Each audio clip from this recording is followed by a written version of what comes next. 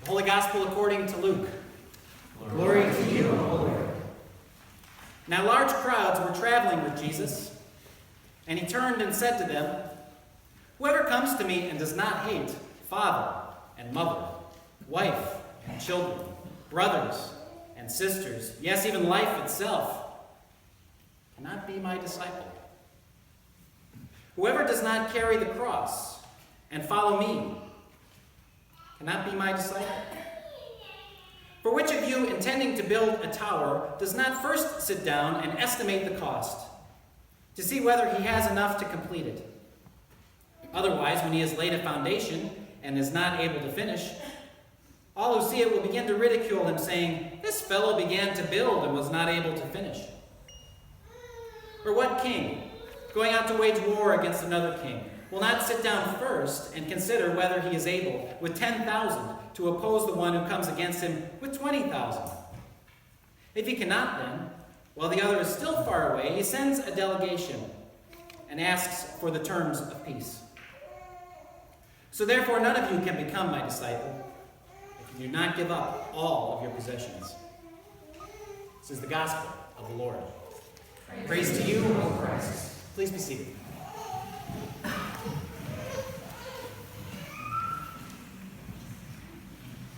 Grace and peace to you on this day, from God our Father and our Lord and Savior Jesus Christ.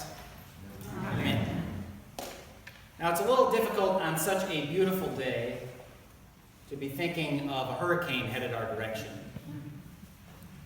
But with the news reports, it's hard not to think about it, right? And if you're like me, thinking of Hermine coming, your mind starts to wander and you start to think of previous storms that have hit us in recent past. Irene and Sandy. And if you're like me, you start to think of other disasters that you have seen fairly recently. Fires overtaking the west, flooding in the south, and already this hurricane, the east coast. But where my thoughts landed, especially near the end of this week and Hermine was on its way, was on the earthquake that happened in Italy last week in Amatrice. I don't know if you've seen any of the stories or the reports, but I was taken in by an interview that was with an elderly gentleman who was covered in dust, standing amongst the rubble, who basically said, "We're finished. There's no way this town can recover from this." And then if you've seen any of the other reporting, there was a scene of a mass funeral happening. Did anybody see this? So I don't know if they had cleared an area or there was a cleared area, but they sent up this rather large temporary tent, like a big structure, like you'd have for a picnic or something, but a big, huge thing. And underneath there, they had all of the caskets lined up, and there were lots of people there, and the local bishop was there for the funeral ceremonies, and lots of people just gathered, mourning their loved ones, those who had died, their family members, their fathers and mothers, and sisters and brothers, their neighbors and co-workers and friends, all gathered there in that place. An incredible burden to bear in the midst of such ruin. There was one story about a little girl who had survived. She was about 4 years old. I still don't know her name. But they pulled her out of the rubble, and by all scenes, it seems as though, at least physically, she's going to be okay. But there's a reason she's going to be okay. It was because of her sister. Her sister, whose name we do know. It was Julia, who had wrapped her in her arms, who had covered her, who had held her in a sweet embrace as the rubble crashed on both of them. And Julia did not survive. It's there in that image, even though I have not seen a picture of her or know what she looks like at all. But there, in that sweet embrace of this 8-year-old saving her 4-year-old sister, is the cross. Right there. In those now lifeless limbs. In those lungs that never will seek oxygen in the same way. In that heart that's no longer pumping. In that voice, which I've never heard, but I'm sure was filled with song and laughter as children have. But right there, in that moment, is the cross. It's what it means to suffer and die, and it's what it means to give your life over for the sake of another. Jesus talks about the cost of this. Now, usually when we think of the cost of things, we think of the threshold of which we are willing to go but no further, right? I can give you an hour, but I can't give you 2. I can participate in this thing so many days a week, but not that many days a week. I can give out of my resources to a certain extent, but not to another extent. And we've all done that. We all know what that means. We've all quit things that just the stakes got too high for us, myself included. But Jesus talks about what the stakes are, what it means to follow him. And it's this cross of his. You don't see Julia at any moment in this story as it was told of trying to climb out or ditch her sister behind or try to save herself. There's none of that. It is simply just crowding down around her sister almost instinctively out of love to save her. And when I was thinking about this, I was thinking about where this was, Amatrice, Italy. I had to look out at where it was. And I noticed something that pertains to my family. So about 100 kilometers away is kind of the ancestral home of where my relatives are from. And it was about 100 years ago that, well, not quite that long, but my great-grandfather came from Italy to Chicago. Antonio Sinibaldo. How's that for a name?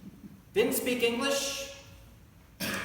Left his wife Laura and their 3 sons in Italy so he could come and find work and save and bring them over, not knowing anything. And it's not like today where you just hop on a plane, you get yourself a ticket, you go through customs, and you're there. You have to get passage on a ship. This takes time. Tremendous sacrifice to be able to do this with the promise of a new life, as so many of our families have done that have settled here in this country. But something happened.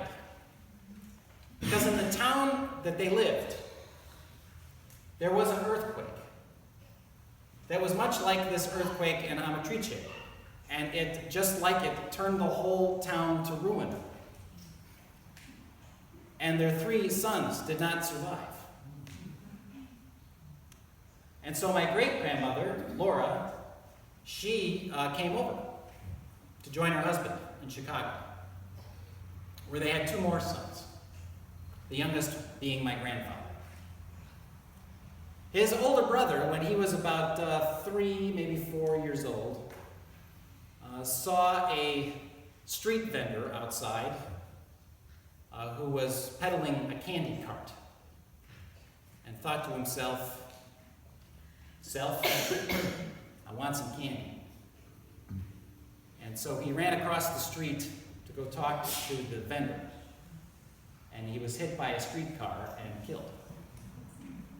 And so my grandfather was the youngest of 5 boys, basically grew up an only child, to Italian immigrants who did not speak English, nor could they read or write. And when it was time for Armando Giuseppe Sinibaldi to go to school, the neighbor had to fill out the form.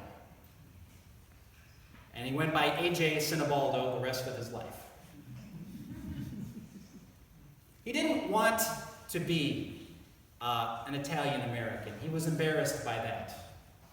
They spoke Italian at home, but he spoke English at school. He went by A.J. He wanted to be an American,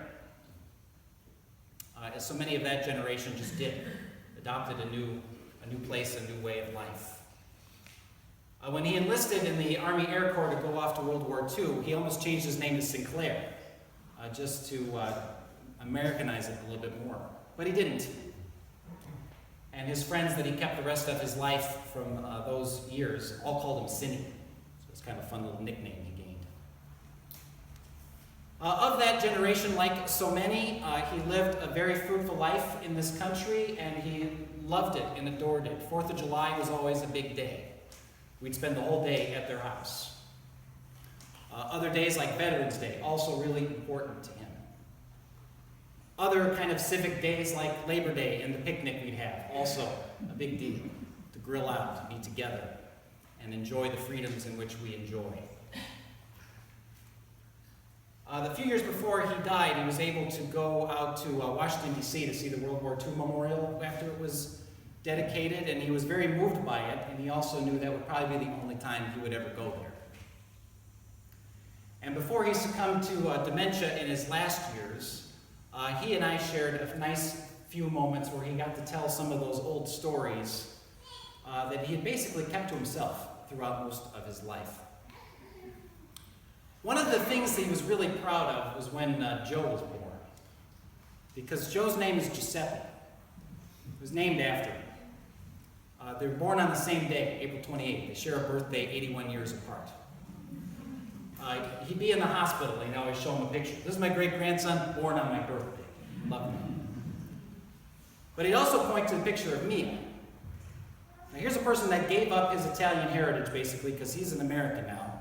But he called her his cara mia, which means sweet little precious one. Very special part in his heart for her, too. He told me, and I never realized this, his mother, his father had died only a few years after they were both together and had both boys. She remarried to someone who was not good for her. He was abusive and had a drinking problem and was just not around much. So here was this woman that didn't speak English. She didn't read or write.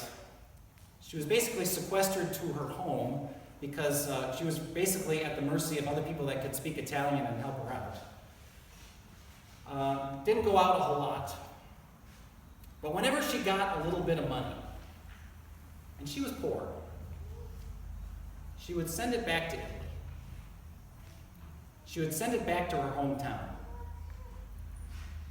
She would send it back to the church that was rebuilding the bell tower. Jesus talks about estimating the cost. What does it take to follow Jesus? Is it comforting someone else in your arms at great personal cost? Is it getting up and going to the land that I will show you in a real biblical sense of a way of a promised land with a new beginning? Is it sacrificing for your country and for those who are your neighbors and friends? Is it thinking about your community of faith that has supported you and nurtured you even thousands of miles away, you'll never return to or see again? Pick up your cross and follow me. Estimate the cost and what that means. We've been doing that as a community of faith. So as you know, over the last year or so, we've been talking about what we need to do in this building that we have, about updating it, about making it accessible, about thinking about the whole next generation of what that means for us here in Mission, in this place. And a lot of you have contributed a great deal towards that, sacrificing quite a bit. And so I thank you for that kind of generosity. And I know others of you are still thinking about it and aren't sure quite what that means, and I also just implore you to continue to pray about that and consider it. That's not the only thing we're doing. For the last 3 or so years, before Tammy and I even got here, there's been a conversation about what it means to be a ministry with youth and family emphasis, and what that means. There's been 2 different task forces that have looked at that. One to kind of get an idea of what's happening and what might have slipped through the cracks, and another to think about where we want it to go. And out of that, we decided as a congregation at our last congregational meeting to seek someone to help lead that. And today, with great fanfare and celebration, we welcome Tammy into that role. And I'm remembering back when we were both youth directors almost 20 years ago now, when I was installed, the pastor who I worked with, Paul Bulgarin, he told, this was for my benefit, but he told it to the whole congregation. He said, now remember, your new youth director is not a Pied Piper. Not just a person that everyone should turn to. This is about a ministry we all do together. But really all ministry is youth and family ministry in a sense. And I was also reminded of another person who I know, Dr. Rich Melheim, who talks about ministry being the link between the wonder of the child and the wisdom of the elder, which I just love. I think that's fantastic. We can seek what God is up to together. But that's not the only thing we're doing either. We have made it our purpose and our mission to build community and to serve in community. And we continue to look beyond the walls. I mean, yes, we are going to have a building that's going to be great. It's going to welcome lots of people. It's going to serve us for the next 20 years, we hope. But this ministry has never been just about us, has it? It's been about taking the good news that we have been endowed with and shared with and enjoyed together. Because we've been in those places when the floodwaters come and the fires strike and the rubble is all around us. And you and I know the sweet embrace of Jesus beneath his cross. And we know that even in death comes the promise of new life and an Easter faith that we all share. So on this day, what I ask you to just think about are, where are those places where somebody has sheltered you, comforted you, pulled you out of the floods and the fires and the rubble, beneath that cross of Jesus? And where are the opportunities for all of us to continue to seek those in the floods, in the fires, in the rubble, to be a shelter to them and to help them rebuild one small little brick of faith at a time? I want to close today by reading to you Psalm 46. God is our refuge and strength, a very present help in trouble. Therefore we will not fear. Though the earth should change, though the mountains shake in the heart of the sea, though its waters roar and foam, though the mountains tremble with its tumult, there is a river whose streams make glad the city of God, the holy habitation of the Most High. God is in the midst of the city. It shall not be moved. God will help it when the morning dawns. The nations are in an uproar. The kingdoms totter. He utters his voice. The earth melts. The Lord of hosts is with us. The God of Jacob is our refuge. Come, behold the works of the Lord. See what desolation he's brought on earth. He makes wars cease to the end of the earth. He breaks the bow, shatters the spear, burns the shields with fire. Be still and know that I am God. I am exalted among the nations. I am exalted in the earth. The Lord of hosts is with us. The God of Jacob is our refuge.